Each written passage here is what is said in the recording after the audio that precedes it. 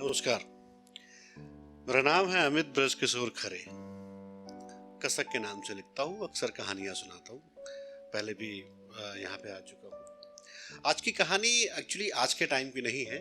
आज की कहानी है 90s के टाइम पे, 1992 और इस टाइम की। अब जो कहानी का नाम है, टाइटल है, वो है स्कूल की टाट फट्टी। टाट फट्टी आप जानते हैं? किसी ने नाम सुना है? एक बिछौना होता है, जैसे आप बोरी बोल सकते हो, कुछ भी वो है। शुरू करता हूँ कि मोटा बस्ता पीठ पर टांगे इतिहास के पन्नों में खुद को ढूंढता हुआ पता नहीं क्या क्या सोच रहा था। स्कूल के रास्ते में था मैं। थोड़ा लेट हो गया था, पर ठीक है। स्कूल में अव्वल आने वाले जो छात्र होते थे उनको थोड़ी बहुत रियायत तो बढ़ती जाती थी। दौड़ता भागता स्कूल पहुंचा तो देखा प्रार्थना शुरू हो चुकी थी और हमारे प्रधानाचार्य श्री चौबे जी ने बड़ी बड़ी आंखें निकालते हुए प्रार्थना में सम्मिलित हो जाने को कहा। मैंने अपना बस्ता क्लास में रखा और प्रार्थना में सम्मिलित हो गया। प्रार्थना जो कराता था वो मेरी एक पायदान ऊपर, मुझसे एक क्लास ऊपर एक लड़का था जिसका नाम था मोनू। मेरा अच्छा दोस्त था और पढ़ने में बहुत होशियार। इतना होशियार कि आज वो अमेरिका की सेवा कर रहा है। और वो प्रार्थना करवाता था और मेरा ये सपना था कि मैं कब उस जगह खड़े होके, उस ऊपर खड़े होके स्कूल की प्रार्थना करवाऊं और 15 अगस्त, 26 जनवरी, 2 अक्टूबर को जो पूरे गांव में प्रभात फेरी निकलती थी ना, उस प्रभात फेरी की अगुवाई करूं।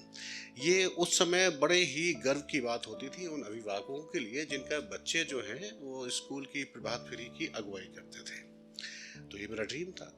प्रार्थना खत्म हुई और सब लोग अपने अपने क्लासेस में चले गए और मैं अपनी क्लास में अपने ऐसे दोस्त की तलाश कर रहा था जो मुझे अपनी टाट पट्टी शेयर करे। एक दोस्त मिला जिसका नाम था रविंद्र सिंह ठाकुर, जिनको हम दाऊ साहब बोलते थे। अच्छा, पढ़ाई लिखाई में तो इतने होशियार कि अगर अपना नाम लिखने को बोल दिया जाए तो वो भी ना लिख पाए। पर दोस्त अच्छा था मेरा। चूंकि गांव के ठाकुर थे तो कोई कुछ कह नहीं पाता था। कोई भी बात हो जाए तो ठाकुर साहब हैं हमारे, तो हुल भी अच्छी थी उनकी। उन्होंने अपनी टाट पट्टी शेयर कर दी। अच्छा, विडंबना क्या थी कि हमारी क्लास की जो सिटिंग अरेंजमेंट था वो 3 भागों में बटा हुआ था।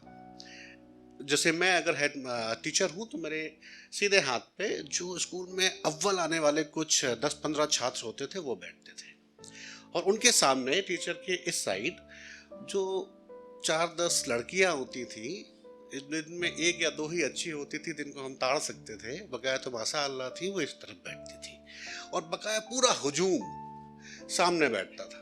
वो हुजूम वो जिनको नील बटा सन्नाटा, जो हमेशा बसते थे उन अव्वल लड़कों की नकल करके, वो लोग।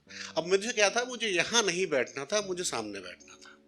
सब लोग हैरान थे, मैं भी परेशान था, पर ठीक है यार, टाट पट्टी की व्यवस्था हो गई, कम से कम बस्ता जमीन पे तो रखना पड़ रहा है। ठीक है, मैं तो बैठा हूँ। मैं बैठ गया सब। अब जैसे ही थोड़ा दिन चढ़ा, गर्मियों का दिन थे, क्लासेस जो है बाहर बरगद के पेड़ के नीचे शिफ्ट हो गई और 5 बार लंगड़े पंडित जी जो हमारे चपरासी थे उन्होंने लोहे की तस्तरी पे एक 5 बार हथौड़ा मारा और वो था 5वां घंटा जो था वर्मा जी का। वर्मा जी गणित पढ़ाते थे और मैं चूंकि गणित में बड़ा होशियार था। और वर्मा जी एक और है कि एक मोटा बेंत रखते थे। बेंत पता है आपको? एक मोटा डंडा होता है जिसमें तेल पिला के रखा जाता था। अब नहीं होता था, हमारे टाइम पे होता था। वो रखते थे और वो बेंतों से मारते थे। जैसे ही घंटा हुआ उन्होंने कुछ क्वेश्चन दिए, मैंने फटाफट अपना मैथ के क्वेश्चन किए और दाऊ साहब को अपनी कॉपी दे दी। अच्छा, उन्होंने भी मुझे इसलिए बिठाया था, दोस्ती यारी ठीक है, पर उन्होंने गणित के सवाल करने थे। मैंने उनको कॉपी दी, उन्होंने फटाफट कॉपी की नकल करी और वर्मा जी से चेक करा के कॉपी मुझे वापस कर दी। मैंने वो कॉपी किसी को नहीं दी और बस्ते के अंदर। अब दाऊ साहब से लोग जलते थे, उनकी ईर्षा, मेरा घमंड कि मैं मैथ में अच्छा हूं, और वर्मा जी की बैंतों की मार का डर। ये जो 3 चीजें थी ना, ईर्षा, डर और घमंड, ये तीनों एक साथ मिल गए। और जब ये तीनों एक साथ मिलते हैं ना तो बवंडर आता है। और वो बवंडर का नाम था एक चिट्ठी, जो मेरे ही जीन्स के पीछे वाली जेब से निकली थी। मुझे नहीं पता कि साला वो चिट्ठी थी या कोरा पन्ना था या लोगों ने सिर्फ उसे पढ़ा था।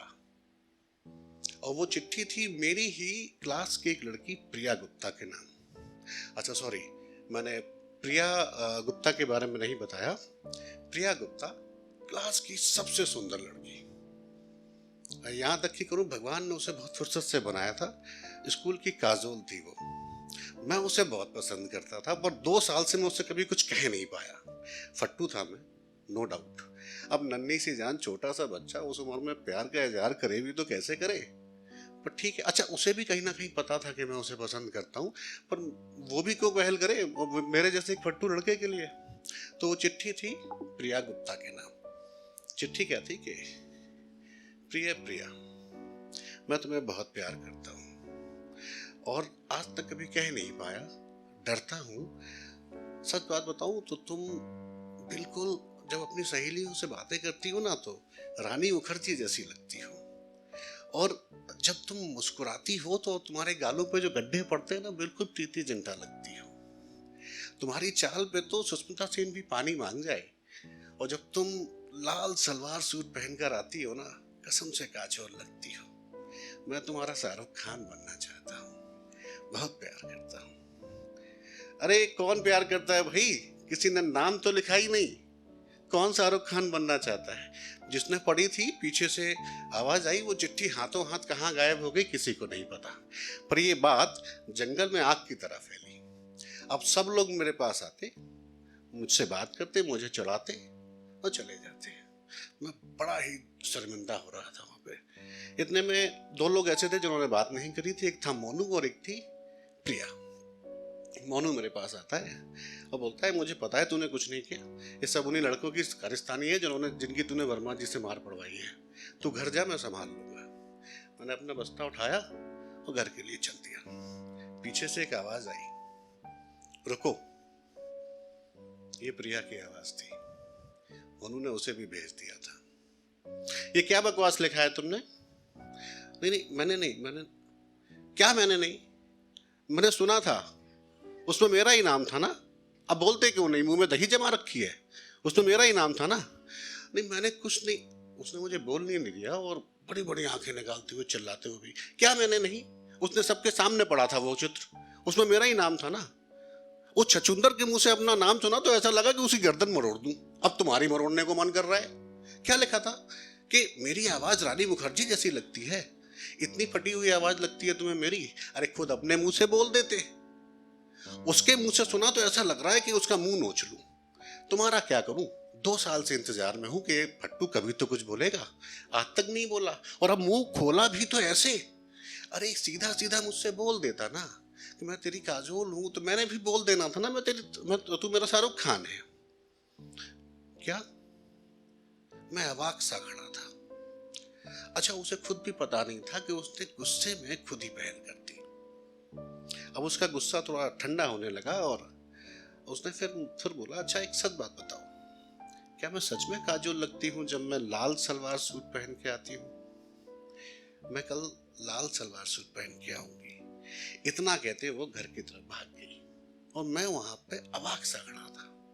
मैं सब भूल गया, वो चिट्ठी, वो बेइज्जती, वो सब कुछ। अगले दिन काजोल और शाहरुख खान एक ही टाट पट्टी पे बैठे थे। आज काजोल अपनी टाट पट्टी भूल आई थी। Thank you.